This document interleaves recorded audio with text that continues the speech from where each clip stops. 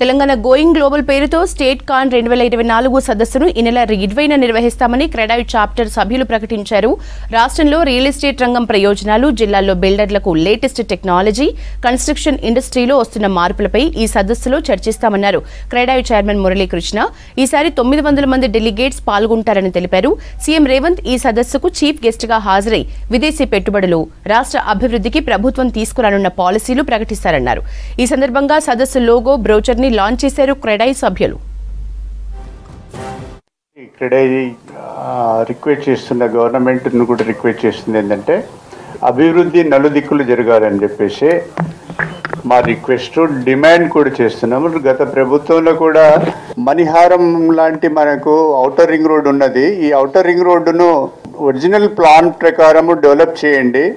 Ring road ఒకటి direct వెళ్ళడానికి మనకు ఎగ్జిట్స్ ఏర్పడ్డాయి, కానీ రింగ్ రోడ్డుకు ఇరువైపులా అటు కిలోమీటర్ ఇటు కిలోమీటర్ గ్రోత్ కారిడార్ ఏదైతే ఉందో ఆ గ్రోత్ కారిడార్లో ఎవ్రీ 500 మీటర్స్కి మళ్ళీ ఒక 100 ఫీట్ గ్రిడ్ రోడ్స్ ఉన్నాయి ప్లానింగ్లో. సో ఆ గ్రిడ్ రోడ్స్ అట్లీస్ట్ మార్కింగ్ చేయండి, డెవలప్మెంట్ మేము చేసుకుంటామని చెప్పేసి గవర్నమెంట్తో రిక్వెస్ట్ చేసినాం. గత ప్రభుత్వంలో అది జరగలేదు. ఈ ప్రభుత్వంలో రేపు జరగబోయే మా స్టేట్ కాన్లో మేము ముఖ్యమంత్రి గారితో ఫస్ట్ రిక్వెస్ట్ అదే ఉంటుంది. 160 కిలోమీటర్స్ మనకున్న ఔటర్ రింగ్ రోడ్ డెవలప్ అయితే డెఫినెట్గా అందరి సామాన్య మానవుని సొంత ఇంటికల నెరవేరుతుంది. Good morning everyone. ఈ 20th ఆగస్ట్ నాడు మేము ఒక స్టేట్ కాన్ చేయడం జరుగుతుంది. మా ఈ స్టేట్ కమిటీ కింద మాకు 15 చాప్టర్స్ ఉన్నాయి. లైక్ హైదరాబాద్, వరంగల్, కరీంనగర్, నిజామాబాద్, మహబూబ్నగర్, నల్గొండ, మంచిర్యాల్, కామారెడ్డి, గద్వాల్, జగిత్యాల్, ఈ చాప్టర్స్ అన్నీ ఉన్నాయి.